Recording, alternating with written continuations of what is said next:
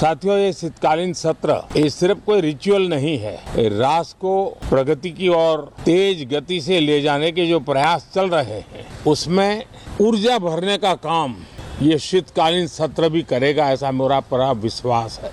भारत ने लोकतंत्र को जिया है, लोकतंत्र के उमंग और उत्साह को समय समय पर ऐसे प्रकट किया है कि लोकतंत्र के प्रति विश्वास और मजबूत होता रहता है। गत दिनों बिहार में जो चुनाव हुए उसमें भी मतदान के जो विक्रम हुआ वो लोकतंत्र की सबसे बड़ी ताकत। माताओं बहनों की जो भागीदारी बढ़ रही है ये अपने आप में एक नई आशा, नया विश्वास पैदा करती है। एक तरफ लोकतंत्र की मजबूती और इस लोकतांत्रिक व्यवस्थाओं के भीतर अर्थतंत्र की मजबूती, इसको भी दुनिया बहुत बारीकी से देख रही है। भारत ने सिद्ध कर दिया है डेमोक्रेसी कैन डिलीवर।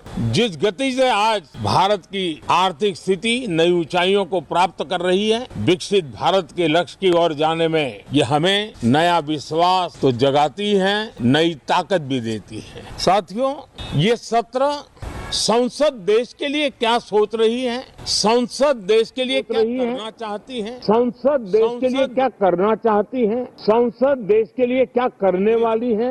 विपक्ष भी अपना दायित्व निभाएं, चर्चा में ऐसे मुद्दे उठाएं, मजबूत मुद्दे उठाएं, पराजय के निराशा में से बाहर निकल करके आए। और दुर्भाग्य है कि एक आध दो दल तो ऐसे हैं कि वो पराजय भी नहीं पचा पाते। और मैं सोच रहा था बिहार के नतीजे इतना समय हो गया है तो अब थोड़ा संभल गए होंगे, लेकिन कल जो मैं बयानबाजी सुन रहा हूं उनकी, तो उसे लगता है कि पराजय ने उनको परेशान करके रखा है। लेकिन मेरा सभी दलों से आग्रह है कि शीतकालीन सत्र में पराजय की बौखलाहट का वो मैदान नहीं बनना चाहिए और ये शीतकालीन सत्र विजय के अहंकार में भी परिवर्तित नहीं होना चाहिए। बहुत ही संतुलित तरीके से जिम्मेवारी के साथ जनप्रतिनिधि के रूप में देश की जनता का हमसे जो हमें दायित्व दिया है और हमसे जो अपेक्षाएं हैं उसको संभालते हुए हम आगे के लिए सोचें, जो है उसको कैसे अच्छा कर सके। अगर बुरा होता है तो उसमें सटीक टिप्पणी कैसे कर सके ताकि देश के नागरिकों का भी ज्ञानवर्धन हो। ये मेहनत का काम जरूर है लेकिन देश के लिए करना चाहिए।